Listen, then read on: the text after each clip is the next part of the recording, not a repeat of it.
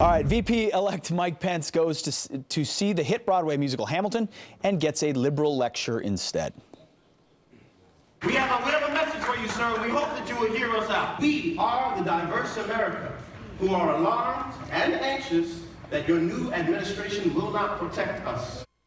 President-elect Trump coming to the defense of his VP this morning, tweeting, "Our wonderful future VP, Mike Pence, was harassed last night," and this was yesterday, at the theater by the cast of Hamilton, cameras blazing. "This should not happen." And he said the cast and producers of Hamilton, which I hear, this is what he tweeted this morning, which I hear is highly overrated, should immediately apologize to Mike Pence for their terrible behavior. So does the cast of Hamilton owe Mr. Pence an apology? Here to debate, Fox News contributors David Webb and the Reverend Jacques Degraff. Thank you, gentlemen, for joining us this morning. Good to be here. So, Reverend, should he apologize? Should they apologize? No, they're Americans who exercise their right to free speech, number one. Number two, it's the most successful play in history of Broadway. And if anyone should apologize, I do believe it would be the audience. They did boo, and I thought they were disrespectful. What do you think, David? I'm confused. They're both American citizens, why, or a group of American citizens. Why should the audience apologize and the players not? Look, it's rude. I was raised better than this. You don't do that. They didn't do it to Bernie Sanders, Hillary Clinton, or President Obama when he went. And imagine if they'd done this with President Obama. Here's the irony. Little history lesson in quick bullet points.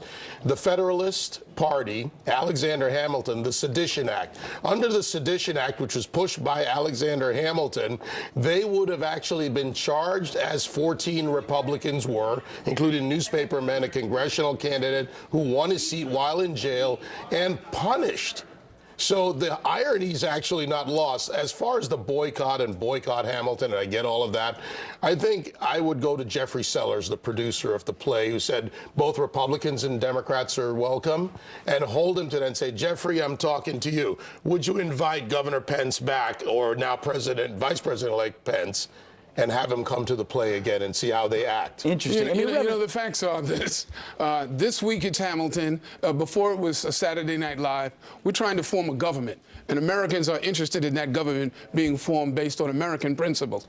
For 18 months, we've heard divisive and hateful rhetoric, and that's what people are reacting to. You didn't think people would just forget that. This is New York, and in New York, people express themselves. But President-elect Trump and Vice President-elect Pence have gone out of their way to say we want to have a government and form a government of the people, of all people, yet they get this reaction. Because in the real world, people are being harassed. They are victims of hate. Where's the evidence of that? I keep hearing that argument. Where's that evidence? The evidence is at the Justice Department that their bias incidents and hate incidents have gone up across the country. I'm still waiting for evidence. In New York. Call the New York City Police Department. Actually, reports of hate crimes, according to the FBI statistics, have gone down. You can look that up. Not since the election. You can look that Those up. statistics haven't been compiled since the election. Those statistics are not available yet, by the way. So then how will you refer to them? So you can't say they've gone up. You don't have the facts. However, here's where we are.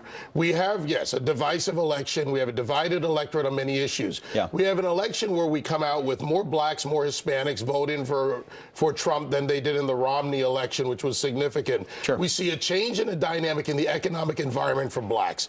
Incomes have gone down. Now opportunity may face them. Yep. But they come out on stage and they talk about, are you going to defend the planets? Are you going to defend? Who are they not going to defend? It's ridiculous. What it is a bunch of self-interested actors who have a right to speak, but yet are doing a segment on a president who would not have let them speak under the Sedition Act. We've got to leave it right there. But, Reverend, thank you very much. Thank you for having me. David Webb, this conversation will continue. Yes, it will.